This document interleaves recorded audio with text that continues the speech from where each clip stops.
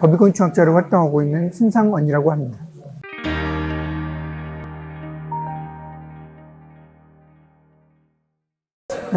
법곤충학이라고 하면은 좀 생소하게 느낄 수도 있는데요.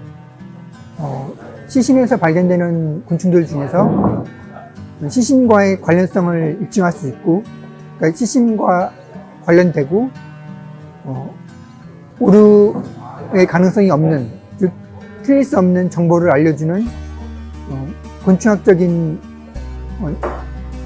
증거로서 사용될 수 있는 것이 무엇인가를 밝히는 학문이라고 할 수가 있습니다. 다시 말씀드리면 곤충과 관련되고 오류의 가능성이 없는 곤충학적인 정보를 법정에서 과학적인 증거로 사용하는 법과학의 한 분야라고 할 수가 있습니다. 곤충 분류학이라는 학문을 하고 있었는데요. 그때 조교로 일하고 있었습니다. 근데 논문을 보면서 이렇게 꾸벅꾸벅 졸다가 보니까 거기에 어린 아기가 죽어있던 사진이 갑자기 눈에 확 들어와서 자면서 확 깬 적이 있었습니다. 그래서 이거 무슨 사진이지? 하고 유심히 봤더니 아기가 발견됐을 때 같이 있었던 구더기의 나이를 보고서 사망 시간을 추정했던 사건이었습니다. 내가 알고 있는 곤충에 대한 전문적인 지식으로 이렇게 불쌍한 사람들을 도와줄 수 있구나 하는 걸 깨닫게 돼서 그러면 이러한 법곤충학이라는 학문을 해봐야지 라고 해서 결심했던 것 같습니다. 대부분 사망 시간을 잘 모르는 사건들에서 곤충들이 많이 쓰입니다. 부패가 너무 심하게 돼서 시신에서 일어나는 현상으로는 사망 시간을 추정할 수 없는 사건들로 곤충이 많이 쓰이기도 하고요. 그렇거나 아니면은 다른 증거들이 없을 때, 다른 CCTV라든지 핸드폰 같은 그런 것으로 추정할 수 있는 사망 시간이 없을 때 마침 곤충이 있다 한다면 그 곤충을 이용해서 사건을 해결하기도 합니다. 사람이 사망을 하게 되면은 부패 냄새가 나게 되고, 그러면 파리가 와서 알을 낳게 됩니다. 그러면 그 알에서 구더기가 생기게 되고요. 구더기하고 변사체가 같이 있을 때 많이 발견이 된다면은 그때에 발견된 구더기의 성장한 기간을 추정을 할 수가 있습니다. 그렇게 된다면은 구더기가 먹고 있었던 그 성장 기간 동안은 이 시신이 죽어 있었던 상태로 있었다라는 것이 입증이 되기 때문에 그렇다면은 이 시신하고 구더기가 발견됐던 시간에서 성장 시간만큼을 거슬러 올라갈 수가 있는 거죠. 그래서 그 이전에는 사람이 사망을 하고 파리가 알을 낳았다라고 추정을 할 수가 있게 됩니다. 만약에 시신이 발견된 날짜가 17일이다 그러면은, 그리고 같이 구더기하고 변사체가 발견된 때가 17일이고, 그때 발견됐던 구더기의 성장 단계를 봤을 때 최소한 7일 동안 성장한 것이다 한다면은 7일만큼은 거슬러 올라갈 수가 있는 거죠. 그래서 17일에서 7일을 거슬러 올라간 10일에 아무래도 사망을 했을 것이다 라고 추정이 가능한 것입니다.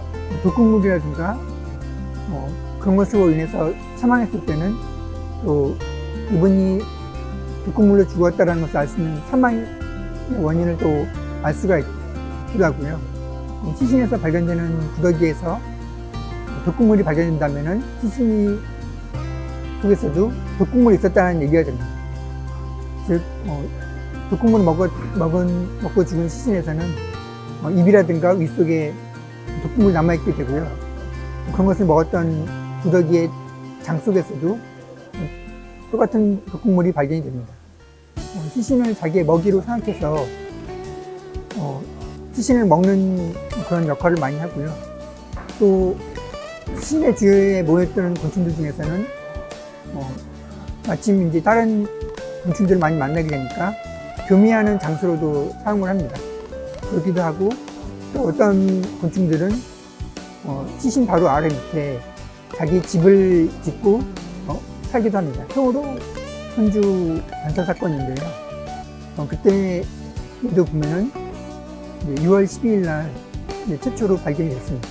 근데 그때 발견됐을 당시에 구더기가 번데기가 되기 바로 직전 단계였고, 그렇다면은 현장에서 그 정도까지 자라기 위해서는 최소 10일 정도가 걸리는 것으로 조사가 됐었습니다.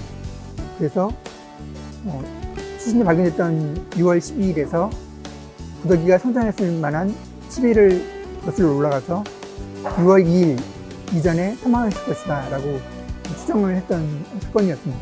일단은 가장 먼저 곤충을 가장 좋아하고 곤충을 가지고 연구하는 것을 재밌어야 합니다. 아무리 이 일이 되게 단순한 일을 많이 반복을 하기 때문에 자기가 즐겁게 생각하고 재밌다고 생각하는 것을 하지 않고서는 조금 어렵고요.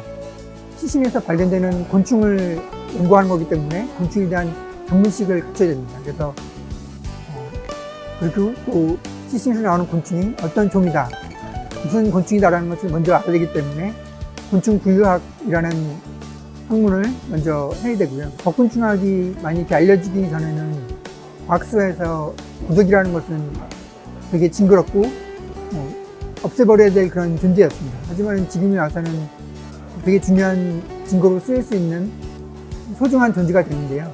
별로 필요 없는 것처럼 보일지라도 그 새로운 이제 가치를 부여하거나 아니면은 그런 것들을 이용할 수 있는 나만의 독특한 방법, 자신만의 창조적인 방법을 이용을 해서 여러 사람들에게 도움을 줄 수 있는 분야의 일을 찾는다면은 앞으로 많은 발전이 있을 거라고 생각합니다. 예, 감사합니다.